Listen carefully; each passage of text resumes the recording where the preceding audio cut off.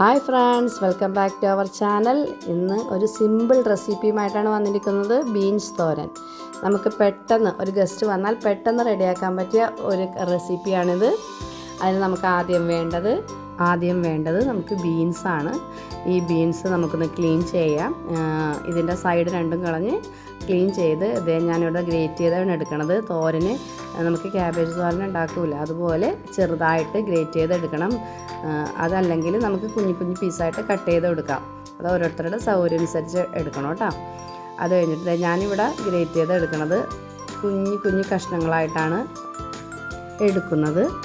ഇതിപ്പോൾ ഗ്രേറ്റ് ചെയ്തിട്ടുണ്ട്. ഗ്രേറ്റ് ചെയ്ത് കണ്ടില്ലേ, ക്യാബേജ് തോരനൊക്കെ എടുക്കണ പോലെ നല്ല ചെറുതായിട്ട് എടുക്കണം.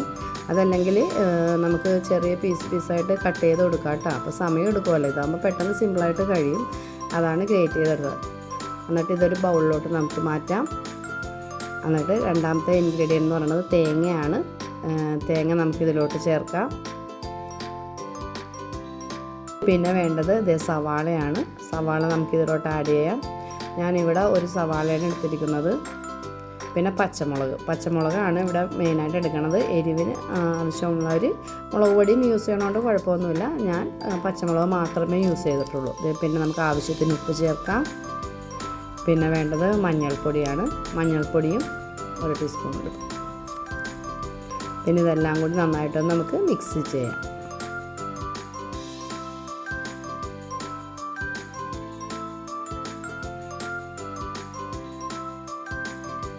ഇനി ഗ്യാസിൽ പാൻ വെച്ചിട്ട് വെളിച്ചെണ്ണ ഒഴിക്കാം. വെളിച്ചെണ്ണ ഒന്ന് ചൂടായി വരുമ്പോഴേക്കും നമുക്ക് കടുക് ഇട്ട് കൊടുക്കാം.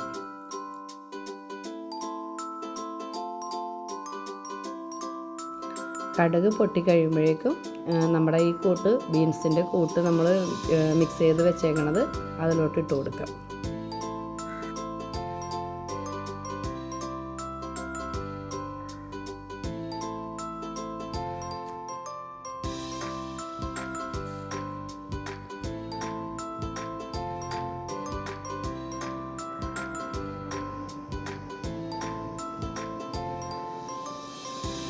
എല്ലാം ഇട്ട് കൊടുത്തിട്ട് നന്നായിട്ടൊന്ന് ഇളക്കി യോജിപ്പിച്ച് അടച്ച് വെക്കാം.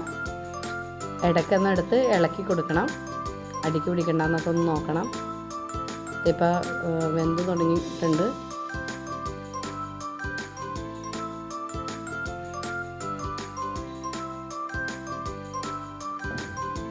നമുക്കിതൊരു പ്ലേറ്റിലോട്ട് മാറ്റാം. അടിപൊളി ബീൻസ് തോരൻ റെഡി ആയിട്ടുണ്ട്. ഇഷ്ടപ്പെട്ടെങ്കിൽ എല്ലാവരും ലൈക്ക് ചെയ്യണം, ഷെയർ ചെയ്യണം, സബ്സ്ക്രൈബ് ചെയ്യണം. Okay, bye, thank U.